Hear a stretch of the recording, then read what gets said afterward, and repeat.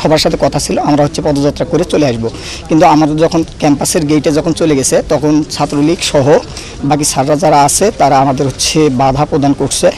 স্যাররা অ্যাকচুয়ালি যখন সামনে আছে তখন পিছন থেকে এবং তাদের যারা তৃতীয় পক্ষ ছিল তারা স্যারের উপর আক্রমণ করে সেই দায় আমাদের সাধারণ শিক্ষার্থীদের উপর চাপানোর চেষ্টা করছে। এই রকম যে আন্দোলন থাকে সেই আন্দোলনগুলোতে বরাবরই ছাত্র তৃতীয় পক্ষ ঢুকে এবং সাধারণ শিক্ষার্থীদের উপর দায় চাপানোর চেষ্টা করে। তাই আমি আপনাদেরকে নিশ্চিত করতেছি যে এখানে না, এখানে আমাকে ছাত্রলীগের সভাপতি আমাকে চর থাপ্পড়ে মারছে, এখানে উনি আমাকে নিজে স্টিল আমাকে থাপ্পড় মারছে।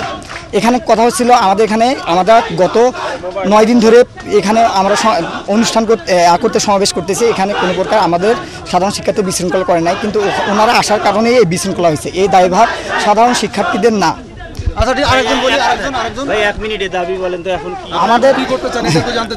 আমাদের দাবি আমরা এখন বর্তমানে এক দফাতে পৌঁছাইছি, সেটা হচ্ছে সকল প্রকার অযৌক্তিক কোটাগুলো, বৈষম্যমূলক কোটাগুলোকে দূর করে প্রথম থেকে চতুর্থ শ্রেণী পর্যন্ত যথাযথ কোটা সংস্কার করা। আর এখানে আমাদের বিচার বিভাগের সাথে আমাদের কোনো সম্পর্ক না, আমাদের সম্পর্ক নির্বাহী বিভাগের কাছে। কারণ আপনারা জানেন সংবিধানের 29 নম্বর অনুচ্ছেদে বলা হয়েছে সরকারি চাকরি ক্ষেত্রে সকল নাগরিক সমান সুবিধা ভোগ করবে, কিন্তু এখানে আরও আছে যারা অনগ্রসর জনগোষ্ঠী আছে তাদের জন্য একটা নির্দিষ্ট কোটা ব্যবস্থা থাকবে।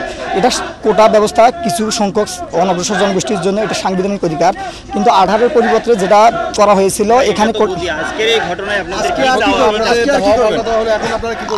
এখানে আমরা সাধারণ শিক্ষার্থীরা আমরা এখানে শঙ্কিত আছি।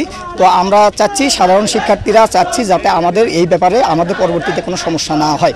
কারণ এখানে যে সমস্যাটি হয়েছিল সেই সমস্যাটি আমরা সাধারণ শিক্ষার্থী দায়ী না, এখানে তৃতীয় পক্ষ ঢোকার কারণে তারা বাধা দেওয়ার কারণে এই পরিস্থিতি হয়েছিল। সুতরাং আমরা আশঙ্কা প্রকাশ করতেছি।